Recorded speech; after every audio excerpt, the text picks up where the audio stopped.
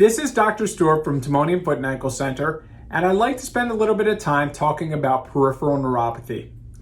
Neuropathy is a term used to describe damage or injury or pathology to nerves. And there are two types of nervous systems. There's our central nervous system, which includes our brain and spinal cord. And then there's our peripheral nervous system, which are the nerves that come out of our spinal cord and provide all the functions to our muscles and provide sensory and autonomic functions. So when we talk about peripheral neuropathy, there's peripheral neuropathy can affect both limbs, both sides, and there's peripheral neuropathy that can affect one side. And peripheral neuropathy, for example, that may affect one side is a condition called sciatica, where you're having injury to the sciatic nerve, or in the foot and ankle, you can have tarsal tunnel impingement, which by definition is a form of peripheral neuropathy. It's more of a focal nerve injury, where neuromas are also more of a focal nerve injury. But we're going to talk about more global conditions, meaning neuropathies that affect both feet and also the hands as well. But we're going to focus more on the foot and ankle for this video. So nerves, peripheral nerves, provide three main functions. They have an autonomic function. The autonomic function is causing our skin to sweat. It causes our hairs to stand up on edge. It's our, autonomic nervous system is our fight or flight reaction.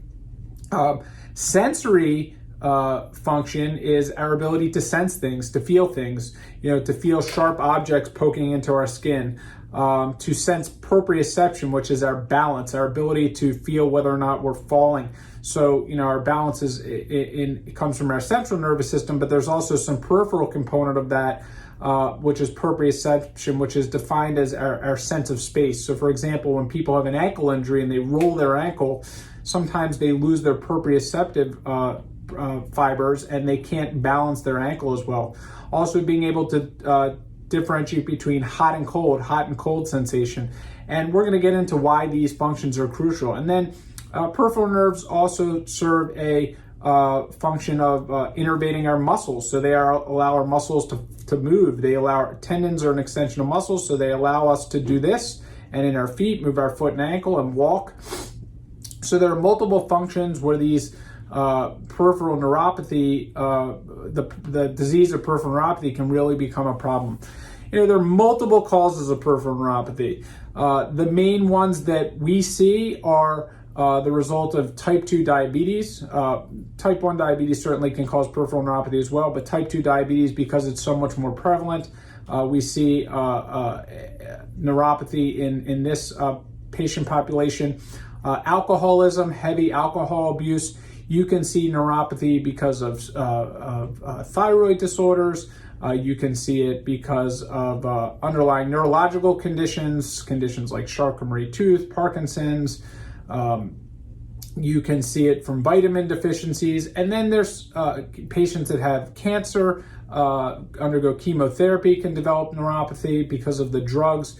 And then you can also just have idiopathic peripheral neuropathy, which essentially means that you just have it and there's no real known cause or real known identifying cause. And when you have idiopathic neuropathy, it can be quite frustrating because you want to try to identify the cause of neuropathy when you're treating neuropathy. One of the mainstays of treating neuropathy is if there's an underlying condition such as diabetes or alcohol abuse or vitamin deficiencies. If you can manage these medical conditions, there is the potential to improve these conditions. Now, nerves, if you've heard me state in some other videos, are some of the hardest structures to treat in our body because the way that they respond can be somewhat predictable and also somewhat unpredictable. Nerves can respond really well to some treatments and sometimes they don't. And, that's the frustrating thing when it comes to peripheral neuropathy, is that the outcomes are not always the desirable outcomes, and they can be a very frustrating condition to treat. With that being said, there are plenty of patients that have peripheral neuropathy and they have excellent outcomes and they do very well. So the main things that I make sure that I educate my patients when we identify peripheral neuropathy, and peripheral neuropathy is identified based on patients reporting symptoms. So we ask, do you have any numbness? Do you have any tingling? Do you have any burning? you do a good comprehensive physical exam. We do a sensory check. We test sensation. We use some instruments to detect vibratory sensation. Sharp and dull, we use a device called a Sims-Weinstein monofilament to check for protective sensation. And we also check muscle function to make sure that the muscles are strong and there's no musculoskeletal deficits. And that's how we identify from a clinical standpoint. You can also certainly do nerve conduction studies, EMG studies, which are looking at the muscles as well to see if there are any evidence of peripheral neuropathy. Certainly, we utilize our colleagues when needed. We can use pain management physicians to help manage peripheral neuropathy. Sometimes neuropathy can come from injuries to the back or spine. Certainly, if someone's been in an accident and suffers from paralysis, they're going to have neuropathy from their spine injury because their peripheral nerves are not functioning. We also can refer to our neurology colleagues to see if they can identify any source of underlying disease states. So the main things if you have a diagnosis of peripheral neuropathy is really to be, number one, educated. Education is super important as a patient with peripheral neuropathy because you don't want to have some of the complications related to peripheral neuropathy. I've worked in a wound care center for several years. I don't currently work in a wound care center, but I have worked in the past for several years, and I've seen the devastating outcomes, and I continue to see the devastating outcomes of peripheral neuropathy in my office. And frequently the story is I didn't feel something on the bottom of my foot and I stepped on something like glass, or I was on the sand, or I put my foot in front of a space heater and I didn't sense it, and damage happens to the tissues and infections set in, and unfortunately that can lead to limb loss. So neuropathy can really lead to devastating consequences from a structural standpoint, and they can also lead to very painful circumstances where people have unremitting burning pain, difficulty sleeping. It affects their mood. Sometimes their inability to walk well affects them gaining weight. So education is key, making sure that they're monitoring their feet, checking their feet, keeping the skin hydrated, because when the autonomic nervous system's not functioning as well, that can lead to cracking of the skin, open sores, open wounds, making sure all disease states are under good control. One of the things that we also do to treat neuropathy is, in conjunction with getting people their disease state under control when that's a factor. And again, if it's idiopathic, there's really nothing to control. And idiopathic, again, tends to be passed on from generation to generation. There's a family component. Is medications. There are some really good medications that can be utilized to treat neuropathy. We can utilize gabapentin, Lyrica, Cymbalta. Those medications can be very beneficial. There are some potential side effects. We have to certainly monitor our patients with that. Our pain management colleagues can manage peripheral neuropathic pain with injections at a higher level, and if needed, implantable nerve machines can be utilized to help. Nerve stimulators can help reduce neuropathic pain. One of the big consequences that patients with neuropathy in the foot and ankle have to be very careful and aware of is structural stability of the foot. And a common condition that can happen with advanced neuropathy is that when people can develop instability in their foot, and they can develop something called a Charcot foot deformity.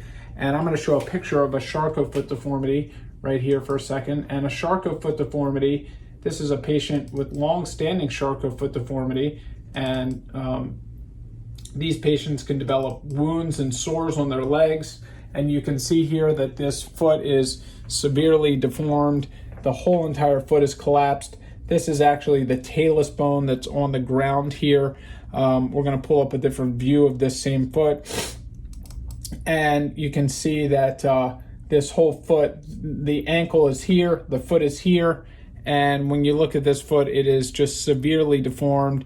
And these feet generally go on to need either surgical reconstruction, and a lot of times they develop wounds, and the hope is that we can get to these before they get really bad. This is an example, an x-ray I'm going to show everyone of a patient of mine who came in with what's called a Charcot foot deformity, and you can see that this patient's whole foot here was collapsed. This patient had no sensation in their foot.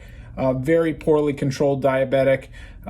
Fortunately, one of my very close friends and colleagues who specializes in Charcot reconstruction surgery, I do Charcot surgeries, but this person does them a lot more frequently and a lot better than me, and I'm not ashamed to say that, and he did a phenomenal job reconstructing this foot. But you can see there's a lot of hardware in this foot, and this person had a frame that went over here, and this person's going to have to live in a specialized walking boot for the next year, and this is something that just takes a very long time. Fortunately, this person's limb was saved. We caught it very quickly and early, and this is where the education factor comes into play, because we don't want to see patients get into this. This patient was not aware of what was going on, and this patient just happened to come in at the right time, and we caught it early enough. So peripheral neuropathy, a common condition that affects the lower extremity. It can have really devastating consequences if it's not treated. However, if it's managed appropriately, there are very good treatments available that we can get patients under good control with their neuropathic symptoms and neuropathic pain.